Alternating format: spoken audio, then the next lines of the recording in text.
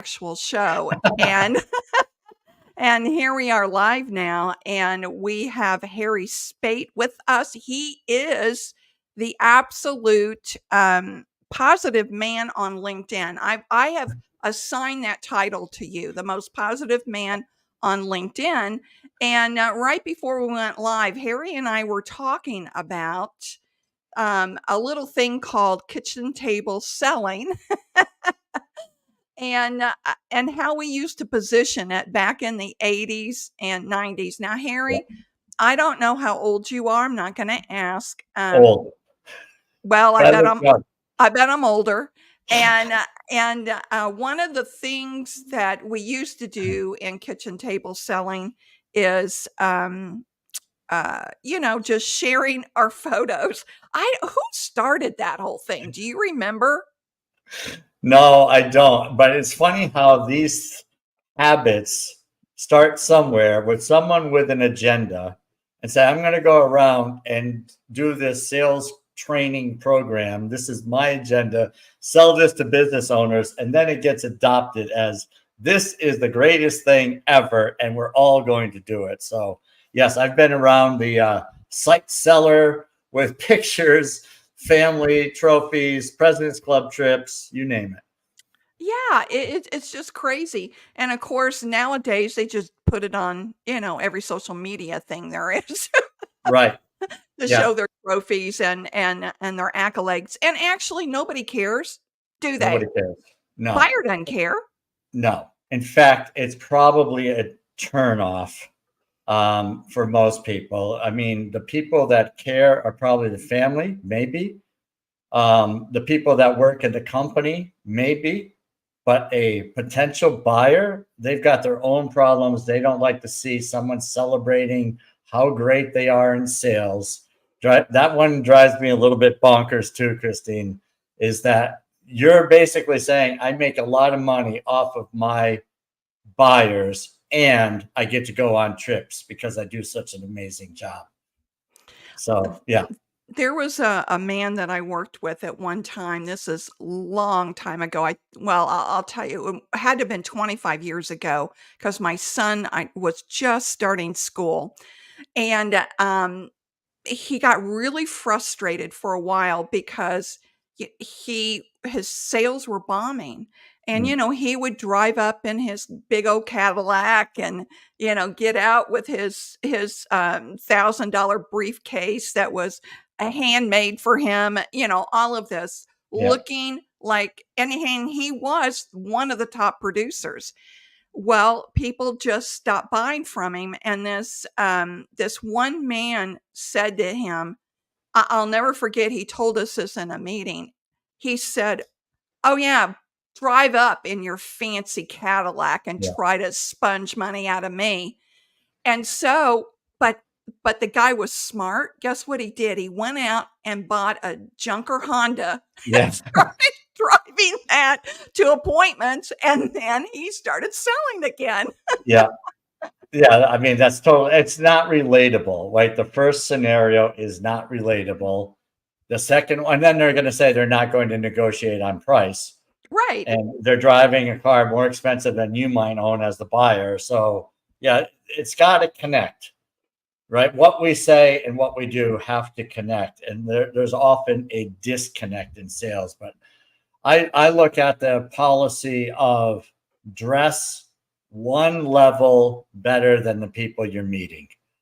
Not Mm. crazy. You're not going to dress down, right? I'm not going to wear flip flops, but I'm not going to go to somebody that's in the services wearing jeans and a t shirt dressed like to the nines because I'm not going to be relatable. They're going to say, well, you don't speak my language, Yes, right? yes. One of my clients, out in Kentucky, they meet with a lot of farmers. Yeah. And, Alan has done an excellent job branding his insurance agency because they all wear the logo of the agency Yeah. everywhere. They have Yeah. sweatshirt, T-shirts, everything. And when they're meeting farmers out into a field, Well, one fancy schmancy person decided that he was going to go out in his suit to meet with farmers, and it doesn't work. I Right. mean, that's just another example of it doesn't work. Now, his people, his producers, they wear the t-shirts, but their t-shirts are always well presented. They don't have holes in them. They look sharp with their khakis and their shoes on. But there are times that, especially in the rainy season, where they're tranching around in mud. Yeah. So, you've got to meet people, as you said, where they are and just dress one notch above where they are. What other uh, advanced tips can you give, Harry? Not so much around this isn't dress for success, although we Yeah. could do that. Well, I mean, just this, the things that you and I talk about that are common sense are not so common anymore. Boy, that's the Right. truth. So common sense is all related to how we view life. But to me, selling is all about building the relationship. And doing that early on is the challenge, because what do you think about it? When you're making calls or I'm speaking to somebody, I want to capture their attention that I'm a trustworthy person in a few seconds. Mhm. So, how do you do that? You don't do it by talking about yourself. So, leading with the other person, making good eye contact, getting them engaged with questions, letting them respond, acknowledging the response, asking follow up questions. I mean, as simple as this sounds, Christine, it's me telling you what I do, what I sell, and I'm expecting you to raise your hand and show interest before there is any kind of relationship. And with that, sales, anyone in sales, entrepreneur or salesperson, sounds like everybody else. Mm. When that's the case, the buyer can't differentiate. They can't say, I'd rather work with Christine than Harry because she's so sweet. She's a good listener. She really seems to care. But if we're all doing the same thing, talking about ourselves, then we don't separate. But once you start talking about the other person, being a great listener, acknowledging what they say and asking follow-up questions. I mean, to me, this is, again, common sense, but it's not that common. So I don't know how advanced that is, but I'm going to be speaking Friday about asking good questions, open-ended questions. Right. Well, the other Yeah. problem along with the questions that I've noticed when I coach people, yeah, a matter of fact, I just did a certification class with 10 women, Yeah. and a few of them were still struggling with how to, and this is my key. So Yeah. if you're having a conversation with the prospect and you respond to what they say. So first of all, they know that you've heard them. They know you understand them, and then you follow up with an appropriate question, Yeah. because what you don't want to do is go into that meeting and sound like you're interrogating and there's no conversation going back and forth. And yet I hear that a lot, Harry. Yeah. Yeah. That interrogation is not what I'm referring to. Again, this is like premature discovery, Yeah. where the person goes in. I'm not saying I haven't done this, but I remember trying to coach somebody and I had a list of questions that we want to get answers to. Well, the person asked the question, then asked the next question, listen to the answer, then ask the next question. It's like, no, that's not how you do it. It's like, we want to get this gradually. And if we don't get it in the first conversation, it's okay. We're trying to determine what the interest level is, what the problems are, how big the company is, whatever it is. This is a gradual conversation that you're asking a question. And then when you listen to the response, you're probably asking I like to ask a follow-up question about, something simple like tell me more Yep. or what else, using those terms. But without getting too techniquey, is taking the last few words of what someone says. And if you struggle with asking questions, if I said, well, you ask, well, how long have you been in business? And I said, well, I've been in business 10 years. So then instead of just being lost, you say, so you've been in business 10 years. So you take the last few words and then just say, tell me more about that. So now you've got, you're throwing the ball back like maybe like football or passing or tennis or something like that. Yeah, Yeah. it's showing interest too. It's a Yeah. curiosity that you develop. Oh, you've been in business for 10 years. What made you decide to start a business? Right. Yes. What was that time that, you said, "All Yeah. right, I'm done. I'm starting my own business." Yeah, exactly. And what I love about what you just said, Christine, is that you started with the word what.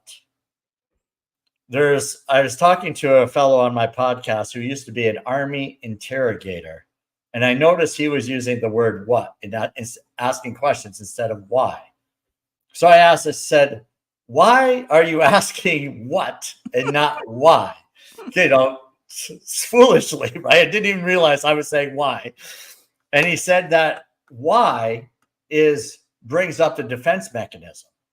So Oh, that we're challenging people. And I thought this, so not that I'm brilliant, but I started picking up on this when people are asking me, why did you do something? It's like, I wanted to say none of your business, or you don't have the yes. right to ask me yet, right? We're not close. And this is kind of what my awareness reaction was. Then I started replacing the why word with what, but I still fall into it periodically. But hearing this Army interrogator is like, no, you just use the word what and ask the question, what led you down that path? Or, what was your experience? Or what got you started in your business 10 years ago? What motivated you? Versus, so why did you start a business? It's like, well, because I have nothing better to do, right? Right, right. Well, that's an interesting, psychological aspect to asking questions, and there is a whole thing about that, Harry, as you know. Getting behind, what drives us even to buy. Mm, Most salespeople don't think about why we buy. yeah. And just take one instance, and this is a story I tell a lot in my training, Okay. and that is, um, I use myself as a guinea pig. So I was, Yeah. going to buy a car. Okay. Yeah. Um, I'm one of these people, Harry, that will drive the car until the rims come off and the tires come off and it's just dead as a doornail. I'm Okay. just not a car person. So I Yeah. went out to the BMW dealer to buy another BMW because I love BMWs, and my son Mhm. happens to be a BMW mechanic, so that Okay. makes it all Easy. good for me. Yeah. Yeah. Exactly. Um, and I go in expecting an experience. You know, this A good isn't one? right. This isn't, like going down to Joe's used cars Right. that have Right. 100,000 miles on the cars, Yeah. And so, silly me, I thought, I'm buying a high ticket car, I'll get a high ticket experience. Mm. Oh, no, no, no, no. Do tell. What happened? So this woman comes out and she sees me looking at cars and she said, uh, yeah, that's a really nice one. Do you want to take it for a test drive? Mm. And I said, yeah, sure. I'd like to do that. About the only question she asked me from Yeah. that moment forward. She Yeah. gets in the car with me and she tells me about every feature and benefit on Yeah. that car. Yeah. Now, I've driven a BMW for, I don't know, 10, 11 years. I know what they're supposed to do, Yeah. right? She didn't ask me what I did for a living. She didn't ask me, "Are you looking to commute local? Or do Right. you do long distance Yeah. driving?" Nothing like that at all, nothing. Yeah. So we get back. She had already decided that I couldn't afford that car. She hands me her card and says, "Here's my card in case you have any questions," and turned around and walked back into the building. Wow. Yeah. Yeah. Hello. So The Jeez. next day, I go to an Audi dealer and walk in there, and this guy Rob, fabulous man, greeted me and said, "Oh, you're interested in an Audi?" And I said, "Well, actually, no. I saw that BMW on your lot." And he said, "Yeah, that's a certified pre-owned." And then he completely changed subjects, and he introduced himself, asked me my name. This other chick never even asked me my name, Harry. Yeah. Yeah. And Well, there you then go. yeah, and then he goes through this whole, "Well, what do you do for a living?" "Well, Yeah. I'm a sales coach and trainer." And we just went right into all of that. Yeah. And then he said, "Oh, well, let me get you the keys," gave me the keys, said, and in the course of the conversation, he says to me, what was that question he asked me? And it was about Starbucks. And he said, "Yeah, my secret passion is a caramel macchiato at Starbucks. What's yours?" And I said, "Oh, I'm just a plain coffee with heavy whipping cream. That's it." And so he gives me the keys, go and says, "Take your time. Just if you want to drive Oh around my goodness. 465, take your time. Just come back whenever." And I said, "Oh, okay. You're not going with me." "Oh, no, no. You know about BMWs, or you wouldn't have looked at that one there Right. in the lot." And so when I got back, Harry, he had a cup of Starbucks for me. Yeah. It's amazing. That's a great story. Yeah. Now, did I buy the car because of Starbucks? But he gave me an experience. Yeah. And isn't that what people want to be noticed and appreciated, especially when they're buying large items like a car, Yeah. right? Absolutely. Yeah. Absolutely. I love the experience. The person made it an individual experience, didn't treat you cookie cutter, asked personal questions, made notes of it, paid attention to the details. I mean, that's just very cool. My favorite coffee is this weird thing. And then you get something simple and he goes out and gets it. That's just, I love it. Right. It's a good I story. I love that the way he worked that in without Yeah. saying, "Oh, by the way, I'm going to give you a cup of Starbucks. What do you take?" Right. Oh, right. Exactly. Do you want a cup of coffee? You probably would have said Right. no. Right. Right. Right. Exactly. Yeah. So Exactly. he saw the value of doing this in a clever way so that he could present a gift to you. That's right. Right. That's right. Versus the potential of the gift being turned down. Once there's that gift, there is a feeling of reciprocity, That's right. right? Yep. Which is something I love. There's studies that show, I forgot who did it, maybe Robert Cialdini or somebody talks about servers that give a mint with the bill at a restaurant Oh, get sure. Yeah. whatever higher percentage of tips. So that little tiny little 5-cent gift gets a whatever 15% in addition to the normal tip. It's just crazy when you think Yeah. about that. It's like such a simple little thing that we all can do, right? That increases our chances, right? Making it about the other person. That first person could have done that and maybe would have had the sale. All she had to do is ask you a few questions, get to know you a little bit, and then be relatable. But, sometimes people are a little grumpy, they look at sales as just order taking and they don't get into the psychology or the craft of the relationship and growing it and being a great salesperson. Yeah, Yeah. exactly. And I've got another story for you, but everyone hold on. We're going to have more Harry right after this. If you like the Savvy Sales Lady Live, you're really going to like the Savvy Sales Lady newsletter. It's delivered in your inbox once a week. Why don't you go ahead and subscribe? The link is in the show notes below so you won't miss this upcoming newsletter. I give you one tip to focus on each week to implement immediately into your sales day. Why not sign up and learn just a little bit more? All right, everyone, But we're back again with Positive Harry. my new moniker. I renamed you Harry. Yeah, I like it. I'm gonna make that part of my brand. Positive Harry. So, what makes you so positive, Harry? Well, I mean, that's I grew up in a family that wasn't really positive. In fact, my dad was pretty fairly positive, but not really, but never really talked that much. But my mom found joy in misery. Mm, And it's just like it dawned on me somewhere in my youth. I said, she's only happy when she can talk about problems. And that's when I made the decision that this is not the way I'm going to be. So the misery and being happy over I'm sick today, or I got laid off from my job or whatever, right? Or so and so died, right? I've got news, somebody died. It's like you say this like you're kind of happy about it because you have a story to report on.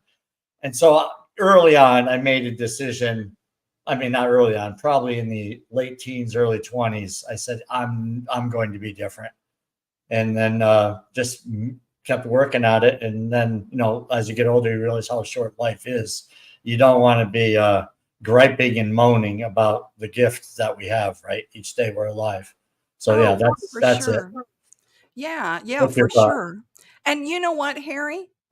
You can form a habit being positive just like you can form a habit of being negative, right? Yeah, yeah, yeah, exactly. And so it's interesting because I have kids, right? So I think this is kind of a cool thing about parenting is that we get to stop the generations of weirdness.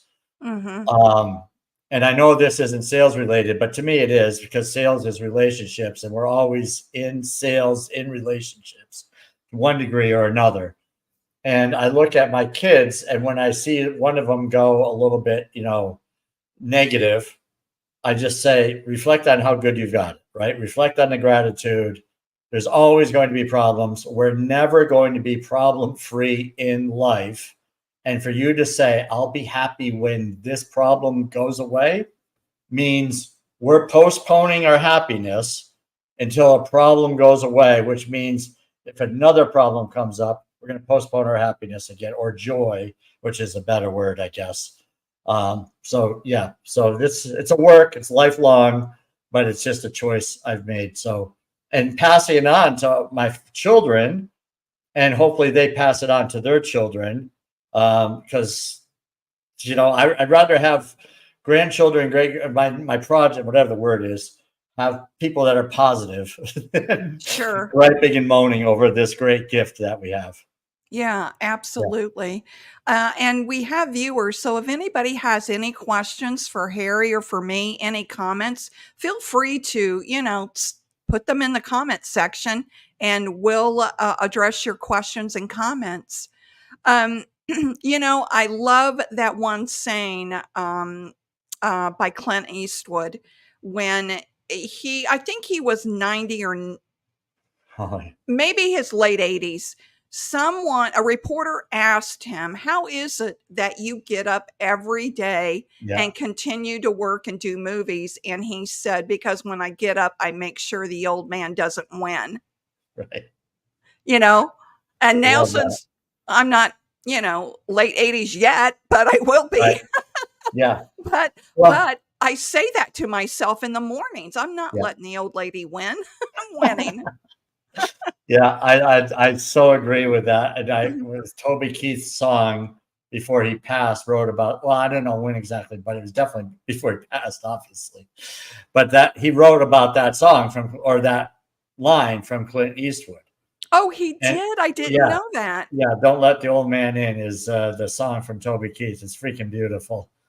Um, so Hamau the says, "Everyone talks about don't be salesy." Yep, yeah, you can't yeah. be salesy. Yeah, what does that mean to you, Christine?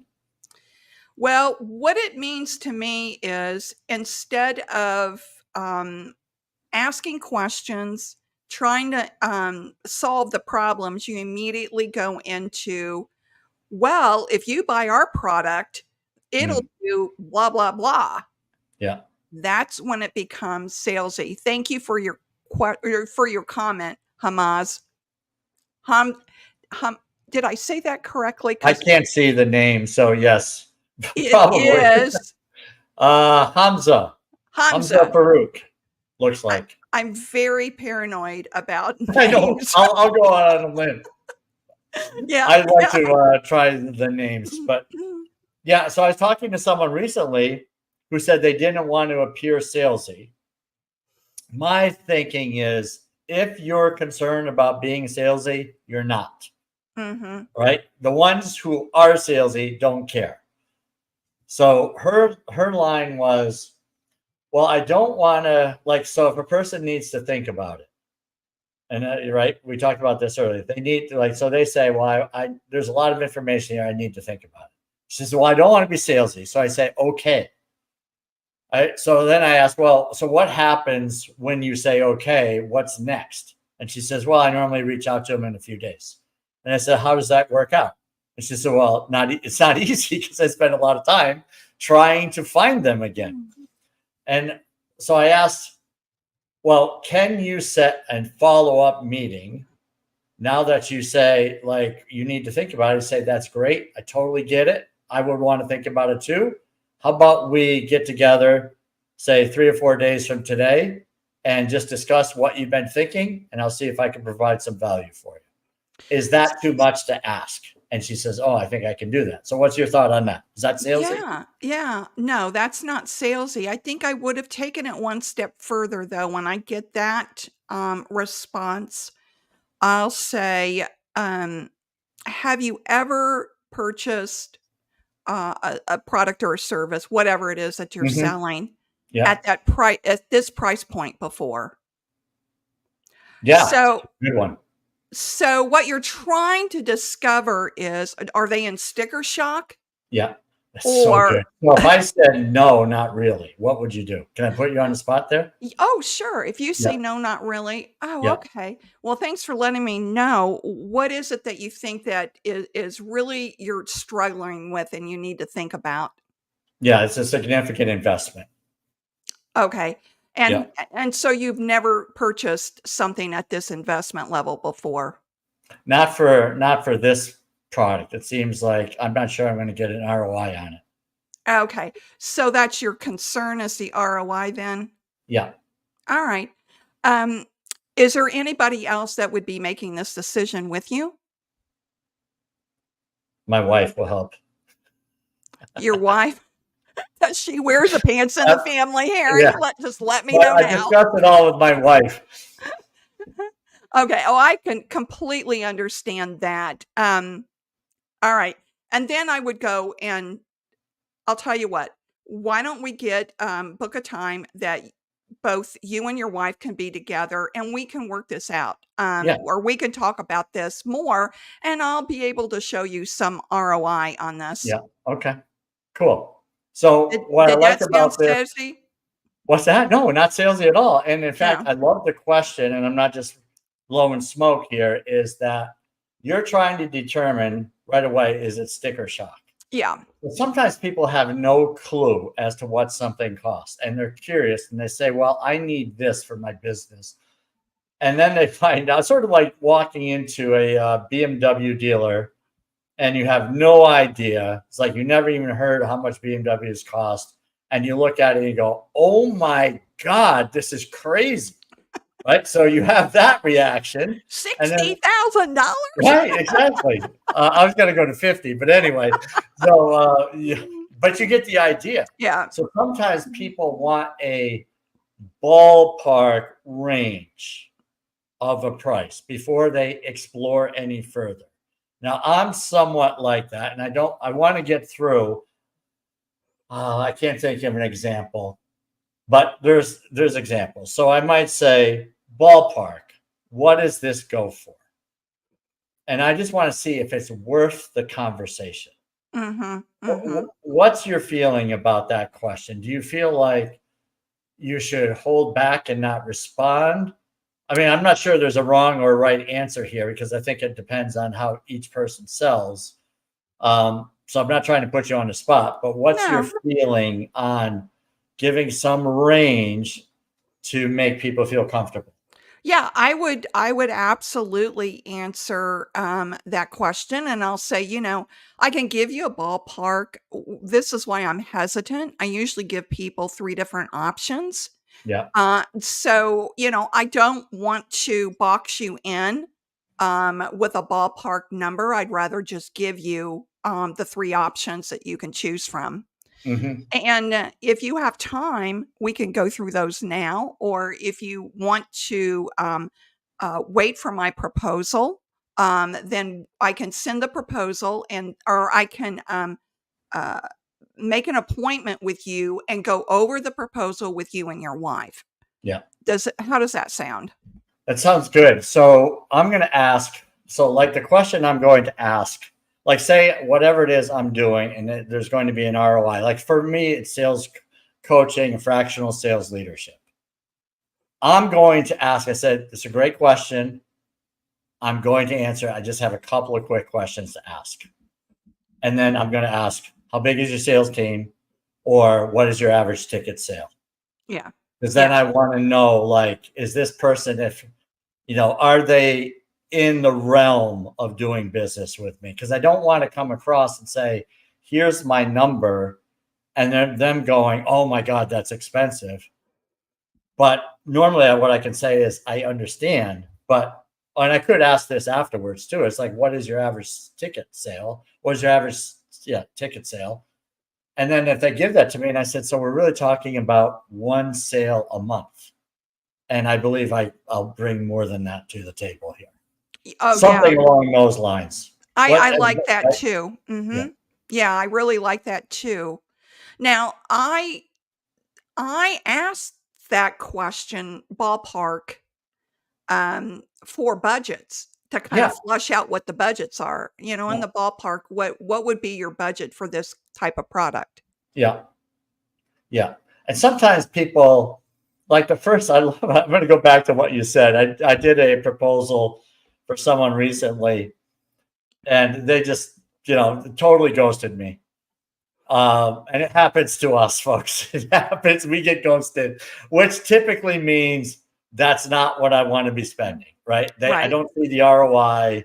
That's too much of a risk, and so forth. And I get that. That's the way some people are, but a lot of times they'll come back, they'll come around and say, I'm ready now. Because that first time you're buying it, that's where it's a leap of faith, Yeah. right? Yeah. So the once you realize, sometimes you have to go through the pain of not doing something and saying, oh, the heck with this. It's like managing salespeople. A small business owner might say, well, I can do that myself. And then they get all these questions to the salesperson. The salesperson's not performing. They're saying, well, just go sell more. I don't know. You're the one. I hired you to sell. Don't ask me questions. And they say all these things. Then they get frustrated. Sales reps leave because they're not getting support. And so now they're dealing with turnover, which has a much higher cost than sales training and sales coaching and fractional sales leadership.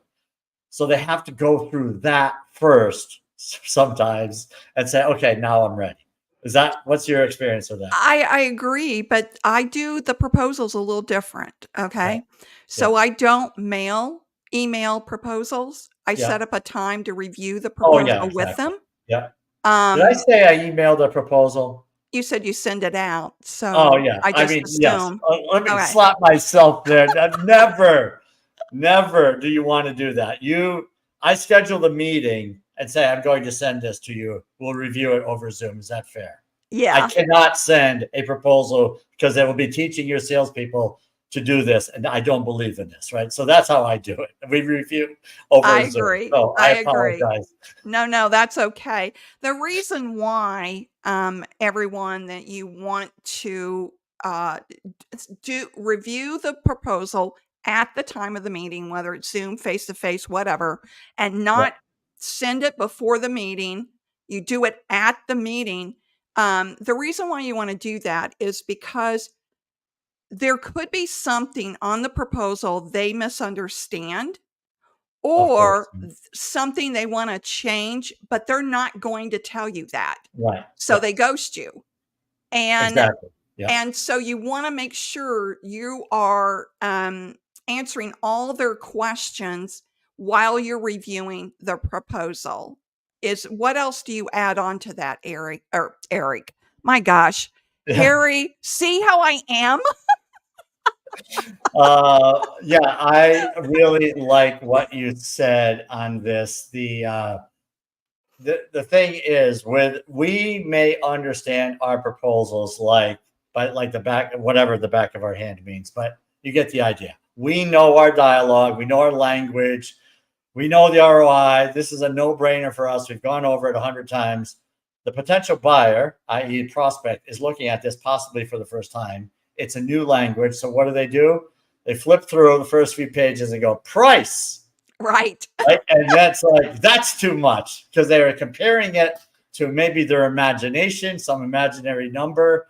So absolutely, if you can get the meeting. Now, I'm a little more flexible because I'm trying to build the trust thing. Now, not that you aren't, but I want the meeting scheduled. Yeah. And if someone says, send me the proposal, I say, well, first of all, I joke around sometimes. I'll be taken to the woodshed if I send a proposal without reviewing it with you. So I need to we want to get this on the schedule so that I can review it with you, because in all likelihood, some questions are going to come up and I want to be there to answer those to avoid any confusion. Is that fair? When I say that, I mean, if they say no, that's not fair, they're not going to buy from me. Harry, that is Yeah. such a good point. Yeah. Such a good point. And you also made another excellent point too. And that is you got to add in a little humor. Don't be Yeah. so dead serious all the time. I have heard or I've had people say to me, well, what's it going to cost? And I'll say, well, the good news is it's not $1,000,000. Mm-hmm. And Yeah, then they kind of exactly. this nervous chuckle. Right. Yes. Yes. Phew. Yeah. Yes.